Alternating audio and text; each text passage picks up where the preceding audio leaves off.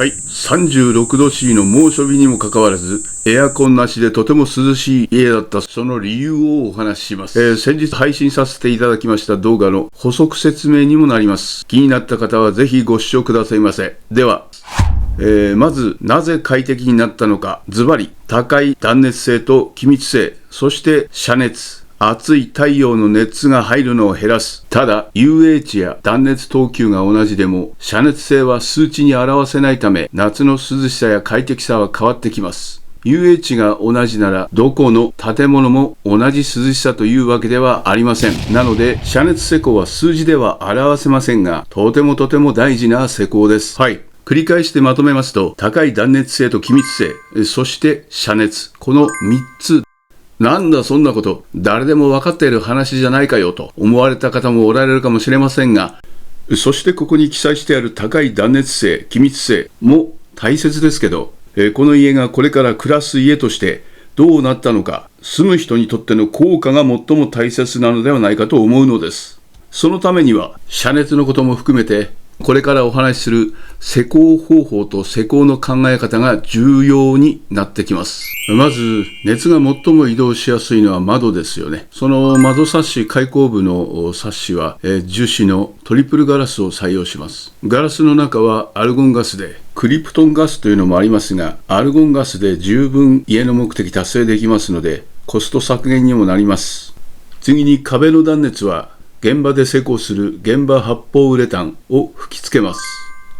この発泡ウレタンの吹き付けは隅々の細かいところまで膨張しながら隙間を埋めていく効果があり、とても気密性が高まります。例えば電気コード配線、コンセントボックス、そういったものも後でテーピングする手間を省けるのでコスパも測れます。はい、これがウレタン吹き付けです。吹き付けですので膨らんだ分はカットして平らにフリク調整します。そして防湿気密シートを貼ります。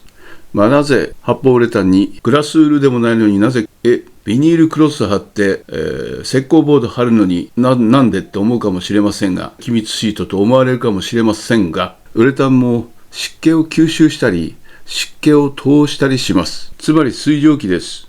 ここでいう水蒸気というのは空気中にある水蒸気で、例えば夜間でお湯を沸かしたような蒸気ではありません。1km 先にあるまるで米粒のようなものです。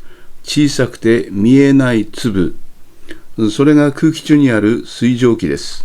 実はクロスや石膏ボードの中を通ってウレタンの方に水蒸気が行ってしまうんですね。壁の中を守るための重要な普及対策です。また、断熱材の厚みや吹き付けたウレタンの厚みは設計上は 90mm ですが、実際には柱が3寸5分 105mm ありますので、ほぼ 100mm はあります。そしてこの発泡ウレタンは強度もあり透湿性もあるハイベストウッドに吹き付けています。ハイベストウッドは外から見るとこうです。内側に吹き付けられています。さらにその外側には透湿性のある断熱材を貼り断熱します。さらにその上に透湿防水紙で遮熱性のあるタイベックシルバーを貼ります。その外側が壁の中の通気層になり、最後に外壁材を貼って仕上がります。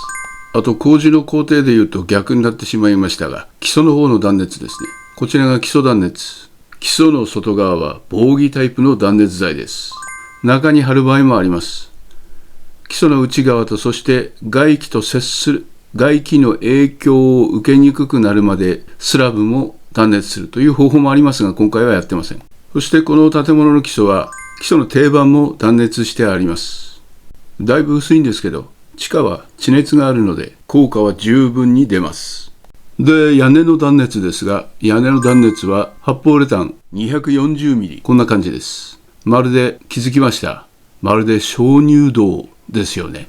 夏涼しく冬暖か。そして大切なのはその前に遮熱シートを貼ることです。遮熱シートもただ貼ればいいわけではなく、どういった種類の遮熱シートをどういうふうに貼るか、その種類と貼り方が大事です。屋根の遮熱ではこれよりもっと重要なことがあるんですが、ここではちょっと言えません。企業秘密です。冷たいって思わないでくださいね。ひどいって思わないでください。お客さん、一般の人だけが見てるとは限らないので、これ以上言えません。はい。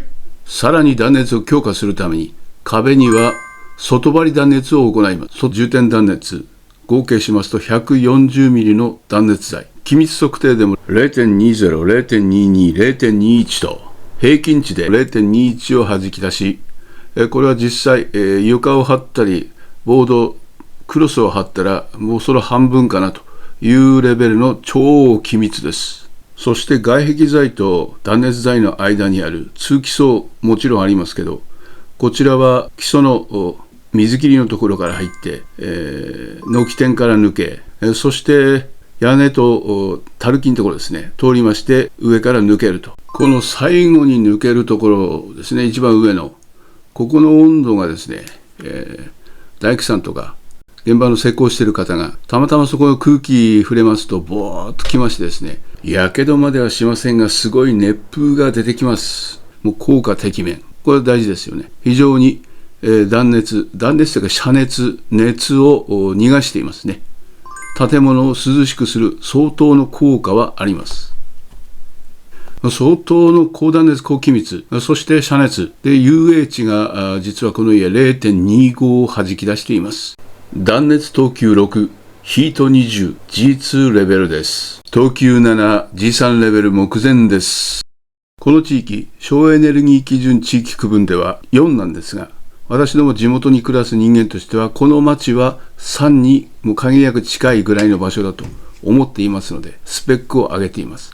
なので、夏、涼しく、冬はもっと快適になるはずです。で、この住宅、猛暑の36度 C の14時、2時ですね。で、家の中24度 C、エアコンなし、すごいですよね。でも、一つ申し上げなくてはいけないのは、これは晴れ続き1週間ありました。で、3日目なんですね、実は。もう35、6度です。高断熱、高気密といっても、少しずつ熱が溜まっていきます。熱交換換気で出していますが、熱い空気交換しても、結局温度は少しずつ家の中は温まってしまいます。熱交換 100% ではないので、そうしますと、1日目、2日目、3日目、測った時 24.6 度でも、4日目、5日目となると、もう 0.8 度くらいずつ家の中の温度は上がってきました。そして約1週間続きました。やはり6日、もう5日6日目くらいから特に2階の方はやっぱもうちょっと暑く感じるなというのがこれ正直なところです。で、ただここで一つ発見できたのは、高断熱高気密でこの家はずっとこの夏シーズンですね、ずっと 24.6 度であり得るはずがないです。エアコンなしでは。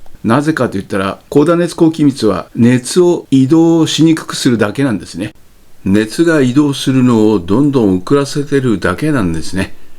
なので、例えばですけど、私どものような3地域、4地域で暮らす人と違って、5地域、6地域、7地域の場合は、熱を遮断する、もしくは、熱を入らせないようにする。例えば、WB 工法もありですね。